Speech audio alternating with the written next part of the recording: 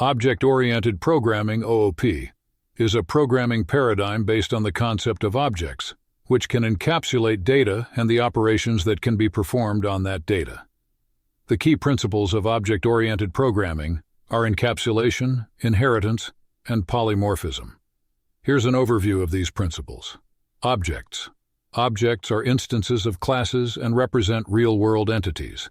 They encapsulate data, attributes or properties, and the methods, functions or procedures, that operate on that data. For example, in a banking application, you might have an object representing a bank account with attributes like balance and account number, and methods like deposit and withdraw. Classes. Classes are blueprints or templates for creating objects. They define the properties, attributes, and behaviors, methods, that objects of that class will have. Using the bank account example, the class would define the structure and behavior of a bank account. Encapsulation. Encapsulation is the bundling of data and methods that operate on the data within a single unit, i.e., an object.